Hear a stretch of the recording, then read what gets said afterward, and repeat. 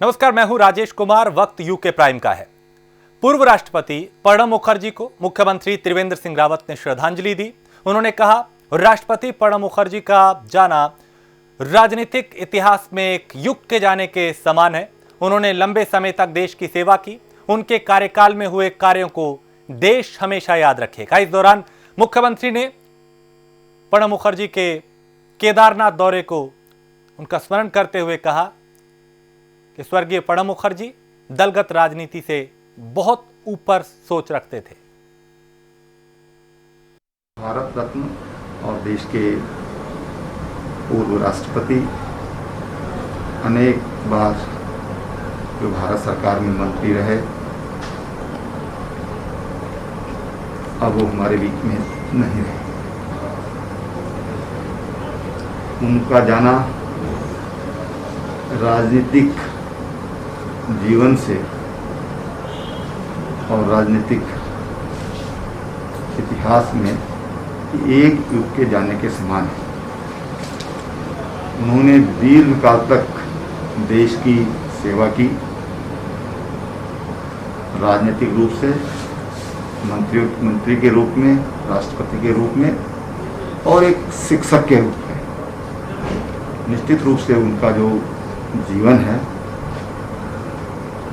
और उनका जो कार्यकाल है वो भारत के राजनीतिक इतिहास को लंबे समय तक स्मरणीय रहेगा और भारत के इतिहास पर। उत्तराखंड विधानसभा के अध्यक्ष प्रेमचंद अग्रवाल पूरी तरह स्वस्थ हैं। उनकी कोरोना टेस्ट की रिपोर्ट नेगेटिव आई है। साथ ही उनकी पत्नी और बेटे की कोरोना रिपोर्ट भी नेगेटिव आई। विधानसभा अध्यक्ष ने उन सभी शुभचिंतकों का धन्यवाद व्यक्त किया जिन्होंने संदेश और सोशल मीडिया के जरिए उनके स्वास्थ्य की कामना की थी। देश के 13वें राष्ट्रपति रहे प्रणब मुखर्जी, जो विद्यार्थी जीवन से लेकर राष्ट्रपति तक जिन्होंने अनेकों दायित्व निभाए। 5 बार राज्यसभा के सदस्य रहे, 2 बार लोकसभा के सदस्य रहे। इसी दौरान उद्योग मंत्री, विदेश मंत्री, वित्त मंत्री जैसे अनेकों दायित्व निभाए और मैं समझता हूं उनका व्यक्तित्वता, उनकी सादगी वो हमेशा हमें याद आती रहेगी। मुझे तो याद है कि उत्तराखंड विधानसभा में जब उनका उद्बोधन हुआ था पिछले दिनों, तो वहां भी हमने उनका जो सादगी को देखा और उनके विद्युततापूर्ण उद्बोधन को जो सुना, निश्चित रूप से वो हमेशा हमें याद आता रहेगा। मैं अपनी किसानों की समस्याओं और पेट्रोल डीजल के बढ़ते दाम को लेकर किसान कांग्रेस ने गदरपुर में प्रदर्शन किया। किसान कांग्रेस के प्रदेश अध्यक्ष राजीव ग्रोवर के नेतृत्व में किसानों ने सांकेतिक धरना दिया। उन्होंने किसानों की कर्ज माफी की मांग की। इस दौरान राजीव ग्रोवर ने कहा, प्रदेश सरकार किसानों की समस्याओं को कम नहीं कर पा रही और न ही गन्ना किसानों का भुगतान हो पा रहा है। सरकार से 12 मांगे हैं, जिसमें किसानों को गन्ने का तत्काल भुगतान और बिजली बिल व सरचार्ज माफ किया जाए, किसानों को यूरिया उपलब्ध कराई जाए, इसके अलावा पेट्रोल डीजल के दाम कम किए जाएं, किसानों के खाते में 10,000 रुपये की आर्थिक मदद दी जाए, किसानों का कर्ज माफ किया जाए, जो हमारे क्षेत्र में टूटी सड़कें हैं उनका निर्माण किया जाए, जिससे किसानों को आने जाने में परेशानी न हो। 12 सूत्री मांगे लेकर एसडीएम साहब को ज्ञापन देंगे तो मुख्यमंत्री जी तक पहुँचाना है। देहरादून विधानसभा में आयुष विभाग की समीक्षा बैठक हुई। बैठक में मंत्री हरक सिंह रावत ने आयुष विभाग के कर्मचारियों की समस्याओं के समाधान और कुछ महीने से रुके नर्सिंग स्टाफ के वेतन को 24 घंटे के अंदर देने के निर्देश भी दिए। प्रशासकीय दक्षता बढ़ाने के होम्योपैथिक निदेशालय और आयुर्वेदिक विश्वविद्यालय मिनिस्ट्रियल संवर्ग को एकल स्वर्ग में बदलने के लिए नियमावली लाई जाएगी, इस बात का भी जिक्र किया। दोनों निदेशालय में जो आयुर्वेदिक निदेशालय है और होम्योपैथिक निदेशालय है, अलग अलग काडर, निदेशालय का काडर अलग है और क्षेत्र का काडर, फील्ड का काडर अलग है, जबकि बहुत अलग छोटे काडर हैं। तो यह निर्णय हुआ कि इसका एकीकरण किया जाएगा और बहुत ही जल्दी एकीकरण का प्रस्ताव सरकार के सामने लाकर इसको तत्काल किया जाएगा। पूर्व राष्ट्रपति प्रणब मुखर्जी के निधन से देश में शोक की लहर है। पूर्व राज्य मंत्री जसवीर राणा के नेतृत्व में कांग्रेस कार्यकर्ताओं ने बद्रीनाथ मार्ग स्थित कार्यालय में इकट्ठा होकर पूर्व राष्ट्रपति के निधन पर शोक सभा का आयोजन किया। उन्होंने चित्र पर माल्यार्पण करते हुए उन्हें श्रद्धांजलि दी और साथ ही 2 मिनट का मौन रखकर पुण्यात्मा की शांति के लिए कामना की।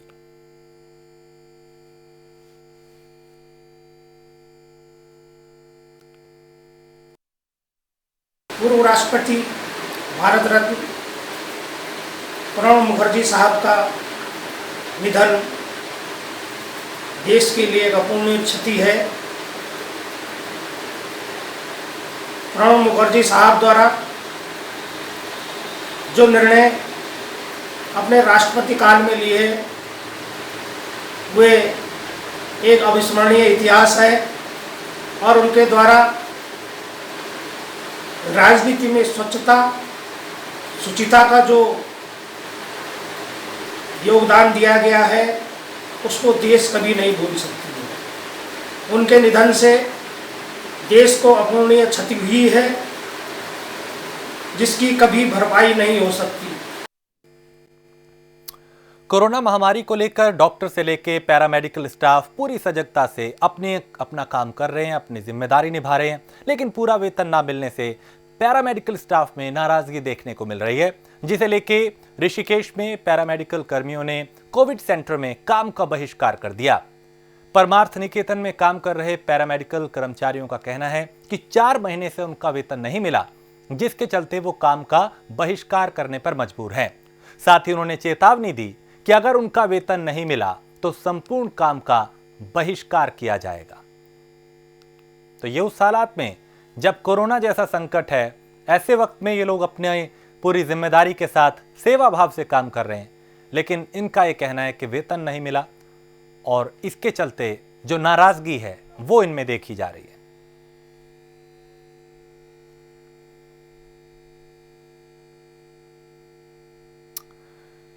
उत्तराखंड में बीजेपी प्रदेश अध्यक्ष बंशीधर भगत के कोरोना संक्रमित पाए जाने के बाद पार्टी में हड़कंप मच गया और बीजेपी कार्यकर्ताओं और पदाधिकारियों में भी संक्रमण फैलने का खतरा बढ़ गया है।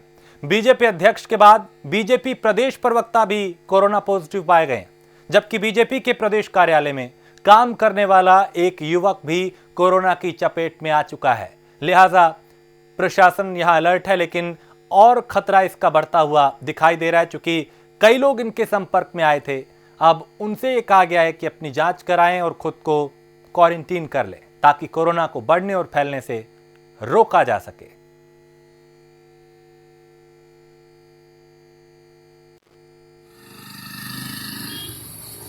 नहीं, भारतीय जनता पार्टी के कार्यकर्ता क्योंकि कोरोना काल में बहुत ज़्यादा लोगों के बीच कार्य कर रहे हैं और हमने एहतियात के तौर पर सभी लोगों को टेस्ट करा रहे हैं और किसी प्रकार अगर कोई टेस्ट में हुआ था तो हॉस्पिटलाइज कर रहे हैं। वैसे इसका संक्रमण ज़्यादा ना बढ़े, इसके तहत हम लोगों को टेस्टिंग के लिए भेज रहे हैं। नहीं, वो थोड़ा फीवर कुछ बता रहे थे तो हमको टेस्टिंग के लिए उसको भेजा है और कोई ऐसी बात होगी तो जाके को बात करेंगे। तो कोरोना के बढ़ते मामलों को लेकर शासन प्रशासन तक गंभीर नजर आ रहा है। वहीं डॉक्टर अपनी 5 सूत्रीय मांगों को लेकर आज से विरोध शुरू कर रहे हैं और काली पट्टी बांधकर काम कर रहे हैं। बताया जा रहा है कि अब स्वास्थ्य सचिव अमित नेगी से डॉक्टरों की मुलाकात के बाद ही स्थिति साफ हो पाएगी। दरअसल चिकित्सक संघ की 5 मुख्य मांगे हैं, जिसमें पहली मांग है कि चिकित्सकों का हर महीने 1 दिन वेतन काटने का निर्णय सरकार वापस ले। दूसरी मांग है कि मुख्यमंत्री के जरिए की गई घोषणा जिसमें पीजी करने वाले डॉक्टर को पूरा वेतन देने की बात कही गई है, उसका शासन आदेश जारी हो। इसके अलावा 3 अन्य मांगे हैं, यानी कुल 5 मांगे, जिसे लेकर डॉक्टर अपनी नाराजगी जाहिर कर रहे हैं।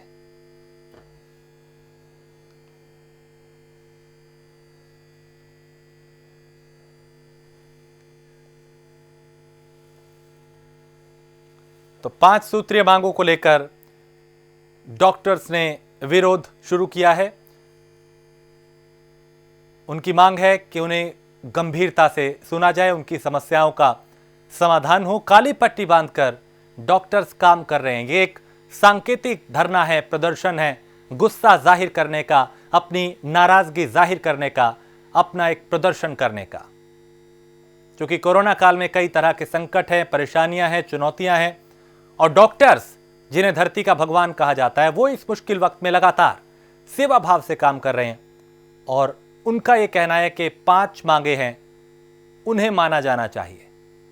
काली पट्टी बांधकर ये डॉक्टर्स अपना काम कर रहे हैं। हमारे 5 मांगों के संदर्भ में कल डीजी मैम से हमारी मुलाकात हुई, जिसमें उन्होंने आश्वासन दिया कि सचिव साहब ने हमें बृहस्पतिवार शाम को वार्ता के लिए बुलाया है, जिसमें प्रतिनिधिमंडल उनसे मुलाकात करेगा। कल डीजी मैम से हुई मुलाकात में उन्होंने हमसे कहा कि आपकी 5 मांगें जायज़ हैं, बिल्कुल 1 दिन का वेतन कटना कहीं से न्याय संगत नहीं है। सभी पीजी अध्ययनरत छात्रों को पूरा वेतन दिया जाने की पूरी कोशिश करेंगे। प्रशासनिक हस्तक्षेप को कम से कम या फिर समाप्त करवाने का प्रयास किया जाएगा। जो विधायक ने जो बदतमीजी डॉक्टर के साथ की है उसकी निंदा डीजी मैम ने भी करी, और सभी जांच तरीके से करी जाएंगी। और जांचों के लिए एक एसओपी बनाने का उन्होंने सुझाव दिया कि जो भी जांचें इस तरह की मौतों की होती हैं उसके लिए एक एसओपी बनाई जाएगी, जिससे कि जांचें ठीक से हों और जिसका अपराध है सजा उसी को मिले, ना कि चिकित्सक पर हर बार ठीकरा फोड़ा जाए। खटीमा गोलीकांड की 26वीं बरसी पर शहीद हुए राज्य आंदोलनकारियों को याद किया गया। आंदोलनकारियों ने हरिद्वार के बिरला घाट पे गंगा में दीपदान कर शहीदों को श्रद्धांजलि दी। इस दौरान राज्य आंदोलनकारियों ने अपनी नाराजगी भी जाहिर की और कहा कि जिस सपने को लेकर उत्तराखंड राज्य का गठन हुआ था वो आज तक पूरा नहीं हुआ। राज्य निर्माण की लड़ाई में अपना बलिदान देने वाले राज्य आंदोलनकारी और उनके परिजन आज भी कई समस्याओं से जूझ रहे हैं। बीजेपी हो या कांग्रेस, सभी राजनीतिक दल आंदोलनकारियों की उपेक्षा करते हुए नजर आए। लिहाजा यहां पे उन्होंने कहा कि हर दल ने राजनीति की है, सियासत की है, लेकिन जिस उद्देश्य के साथ उत्तराखंड अलग राज्य बना वो सपना आज भी अधूरा है। बड़े दुर्भाग्य की बात है, सरकारें बहुत आईं, बहुत गईं, लेकिन लगभग 20 बरस इस उत्तराखंड को बने हुए हो चुके, लेकिन किसी ने भी इन आंदोलनकारियों की उपेक्षा ही की है। आंदोलनकारी हमेशा अपने कार्य को क्रियान्वित करता रहा, लेकिन ना सरकार ने इनकी पेंशन बढ़ाने की काम की। जो वंचित रह गए आंदोलनकारी आज तक वो भी पूर्णतः नहीं हो पाए। 20 वर्षों का ये अध्याय अभी तक लगातार चल रहा है। इसको मैं इससे बड़ा दुर्भाग्य नहीं मानता, चाहे वो बीजेपी की सरकार हो या अन्य सरकारें रही हों, लेकिन इसको अपूर्ण रखा गया, ये हमारा दुर्भाग्य है। ये आज उत्तराखंड को 20 साल हो गए बने हुए। कुछ ऐसे आंदोलनकारी हैं जिनका रोजगार नहीं है, बहुत लंबे समय से वो बेचारे बेरोजगार हैं। हम चाहते हैं कि जितने भी विभाग हैं उत्तराखंड में उनको एक दायरा दिया जाए, उनको रोजगार देने का। कहीं नगर निगम में छोटी मोटी दुकानें दी जाएं, ठिये दिए जाएं, उनका आरक्षण होना चाहिए नौकरी के लिए। इस तरीके के उनको रोजगार होने चाहिए, और जो खेतीबाड़ी करते हैं उनके लिए रोजगार होना आवश्यक है, तभी उत्तराखंड को और अच्छे तरीके से भरपूर हरियाली बना सके। जोशीमठ ब्लॉक के धौलीगंगा घाट में कई ऐसे गांव हैं जहां आजादी से आज तक सूबे की कोई भी सरकार विकास की आस तक नहीं जगा सकी, जिससे अब थक हार कर ग्रामीण फिर से आंदोलन करने को मजबूर हो रहे हैं, चुनाव बहिष्कार करने जा रहे हैं। नीति मलारी बॉर्डर क्षेत्र पर बसे आखिरी बारामासी बसावटी गांव में बीआरओ 123 सुराई थोड़ा से सूखी भला गांव पैदल 5 किलोमीटर मोटर मार्ग जो 1992 में स्वीकृति हुई थी जिसकी, लेकिन आज 28 साल बाद आज तक इसकी फाइल ना जाने कहां गुम हो गई है, जिसके चलते आज तक सड़क नहीं बन पाई है। ग्रामीण आज भी मीलों पठारी रास्तों से आवाजाही करने को मजबूर है। अब ग्रामीणों का शासन प्रशासन से विश्वास उठ चुका है। शासन और प्रशासन से ग्रामीण आगामी विधानसभा चुनाव को बहिष्कार करने की बात कर रहे हैं। हम लोग 1994 से ही इस रोड के प्रयास में लगे हुए हैं। आज तक इस रोड की हालत तस के तस है। 5 किलोमीटर का पैदल है हमारे गांव जाने के लिए जो रास्ते हैं। आज भी हम लोग काफ़ी परेशान हैं। लगातार शासन प्रशासन को ज्ञापन देते हुए हम लोग थक चुके हैं, और जिससे कि ग्रामीणों में आक्रोश है। और आने वाले समय को देखते हुए आगामी जो चुनाव होंगे उसमें संपूर्ण ग्राम सभा ने ने चुनाव बहिष्कार का एक जिम्मा उठाया है कि हम लोग जब तक हमारे गांव में सड़क मोटर मार्ग अगर नहीं पहुंचती है तो हम लोग भी वोट किस आधार पे दें। सारा दुनिया में रोड चला गया और हमारा गांव में कोई रोड नहीं है। तुम्हारा सन 62 से लगा है हम कि हमको भी रोड दो सरकार, हमको भी रोड दो। कहाँ कोई रोड नहीं दे रहा, कोई सुनाई नहीं है हमारी। कोई पूछे नहीं, हम भी बॉर्डर का लोग हैं, अगर सुनाई नहीं होगा तो हम पे यहाँ सुनाई नहीं हिंदुस्तान में, फिर क्या है? फिर दुनिया में रोड चला गया, कितना कितना 50-20 किलोमीटर दूर रोड चला गया।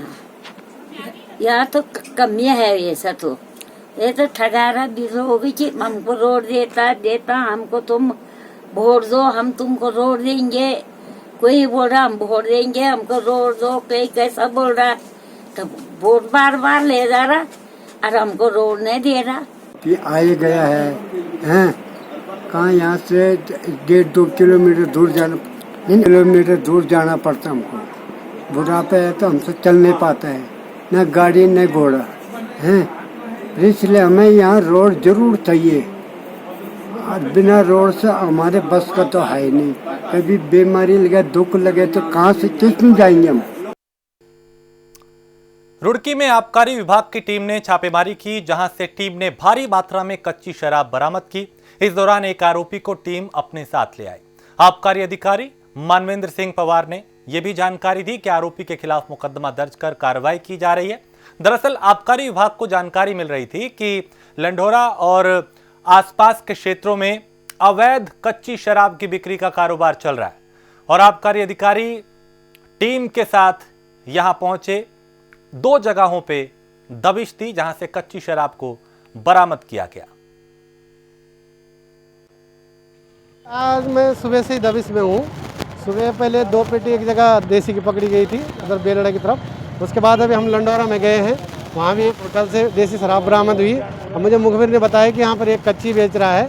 यहाँ पे आए तो अभी आपके सामने दिख ही रहा है, लगभग 20 लीटर पाउचों में भरा हुआ है और उसकी बरामदगी की है। अब हम अभी उसकी गिरफ्तारी के लिए दबिश मार रहे हैं। लगातार गांव में जो कच्ची शराब जो बिकी जा रही है, इसके लिए क्या अभियान चलाया जा रहा है आपके लिए? मैं लगातार इसी के पीछे पड़ा हूँ, बस मुखबिर लगा रखे, जहाँ से खबर आती है तुरंत दौड़ता हूँ।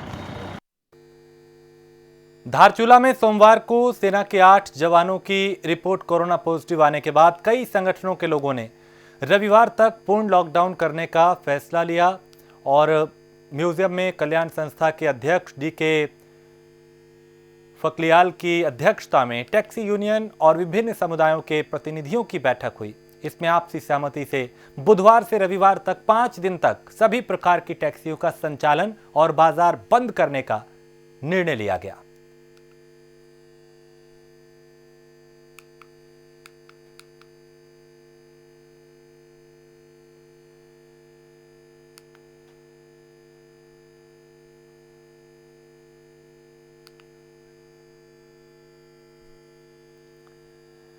भारतीय जनता पार्टी के कार्यकर्ताओं ने हरिद्वार की शिव मूर्ति चौक पे जोरदार प्रदर्शन किया। हरिद्वार की मेयर अनीता शर्मा पर आरोप लगाते हुए उन्होंने कहा कि आज शहर की सभी कॉलोनियों की दुर्दशा देखने लायक है। सब जगह गंदगी लगी हुई है, गंदगी पड़ी है, वहीं नालियों में कूड़ा अटका है, जिसके चलते कई जगह गंदगी का अंबार लगा है। और लगातार जिस तरह से मेयर पति अशोक शर्मा सोशल मीडिया पे अपने आप को हाईलाइट करने के लिए नाले में घुसकर फोटो खिंचवाते हैं, सफाई कर्मी पर ध्यान नहीं दिया जा रहा, यानी सफाई पर ध्यान नहीं दिया जा रहा, इसको चलते उन्होंने कहा कि सिर्फ और सिर्फ फोटो खिंचवाई जा रही है। हालात यहाँ के बदतर हो चुके हैं। देखिए, आज हमने मेयर हरिद्वार के खिलाफ यहाँ पर भारतीय जनता पार्टी के कार्यकर्ताओं ने शिव मूर्ति पे एक विरोध प्रदर्शन किया। शहर में जो पथ प्रकाश व्यवस्था बिल्कुल ठप पड़ी है। हमने वार्डों में भी अभी 3-4 दिन पहले भी हमने एक प्रदर्शन किया था, उससे भी मेयर साहिबा नहीं चेती। और सफाई व्यवस्था का इतना बुरा हाल है। और उनके जो मेयर साहिबा के पति हैं अशोक शर्मा जी, वो भी नाले में घुसते हैं, नाले में घुस के वो ड्रामा करते हैं। अरे वो ड्रामा क्यों करते हैं? आप ड्रामा क्यों करते हो? आपको फ़ोटो खिंचवाने का शौक़ है, आपको लाइव वीडियो चलाने का शौक़ है, आप शहर की दशा पे ध्यान दीजिए।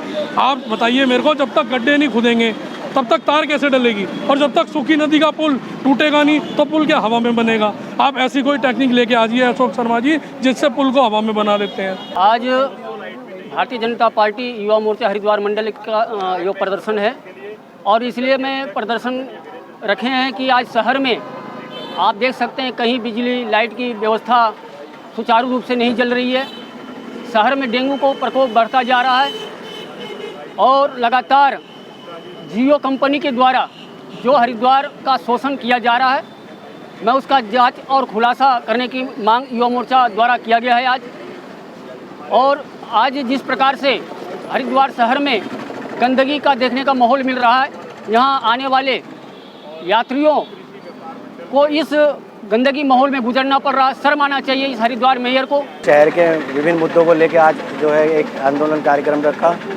शहर की स्थिति आपको पता ही है, स्ट्रीट लाइट स्थिति आपको पता ही है, ख़राब है। कूड़े की स्थिति आपको पता है, गंदगी का माल लगा हुआ है। और पिछले जो बरसात हुई थी, अभी उसका कहीं कहीं जो है कूड़ा पड़ा हुआ है, कहीं मिट्टी पड़ी हुई है। तो क्षेत्र में वो मेयर साहब द्वारा कोई ऐसा कार्य नहीं हो रहा कि जो पूरे शहरवासी या हम लोग उसकी तारीफ करें। नगर निगम से सबसे पहले तो स्ट्रीट लाइट को लेके, सफाई व्यवस्था को लेके, दवाई छिड़काव को लेके, जिसमें कि नगर निगम धीरे धीरे अब स्थिति ये हो गई है कि हम लोग प्रदर्शन मांग करते हैं तो हो जाती है, अन्यथा शहर की स्थिति इस नाम पे जीरो हो रही है। सरोवर नगरी नैनीताल में करीब 5 महीने के इंतजार के बाद विश्व प्रसिद्ध नैनी झील में नौकायन शुरू हो गया है। नगर पालिका परिषद ने नियमों का पालन करते हुए नौकायन किए जाने की अनुमति दी है, जिस पर चालकों ने पालन करते हुए यहां पे इसे शुरू किया है। और नौका पालिका जो मालिक है इसके, उन्होंने और चालकों में काफ़ी खुशी है और लोगों में भी यहाँ पे, चूँकि काफ़ी अरसे से ये बंद पड़ी थी, लिहाजा जो चालक हैं उनके सामने कई तरह के संकट पैदा हो गए थे। अब थोड़ी राहत की सांस उन्होंने ली है।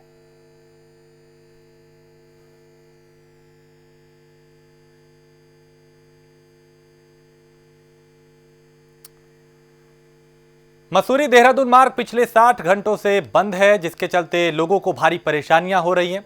मसूरी देहरादून एकमात्र मुख्य मार्ग होने के कारण लोगों को मसूरी देहरादून आने जाने में भारी परेशानियों का सामना करना पड़ रहा है।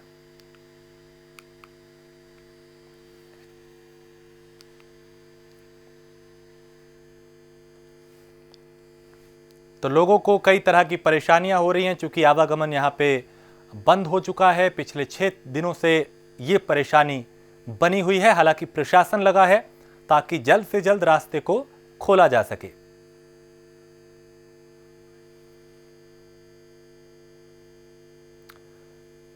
पौड़ी के शिमलगढ़ी में भारी बारिश के चलते जगह जगह सड़कें टूटी हुई हैं। भूस्खलन के चलते भारी मलबा आ जाने से आवागमन बाधित हो गया है, जिससे लोगों को कई तरह की परेशानियां हो रही हैं। दूसरे राज्यों से आए लोग सड़क ठीक न होने के चलते गांव में ही फंस गए। ग्रामीण इस समस्या से कई बार शासन प्रशासन को रूबरू करा चुके हैं, लेकिन ग्रामीणों की इस समस्या का अब तक कोई समाधान नहीं हुआ, जिससे लोगों में जनप्रतिनिधियों के खिलाफ काफी गुस्सा है। उन्होंने कहा कि कई बार शिकायत की गई, लेकिन कहीं कोई सुनवाई नहीं हुई, लिहाजा आए दिन लोगों को यहां पे परेशानियों का सामना करना पड़ता है।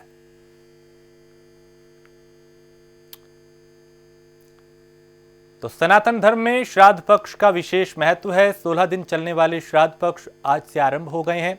मान्यता है कि भारतवर्ष में बद्रिकाश्रम तथा हरिद्वार स्थित नारायणी शिला मंदिर, इन 3 स्थानों पे अपने पितरों का श्राद्ध करने से पितरों को मोक्ष की प्राप्ति होती है।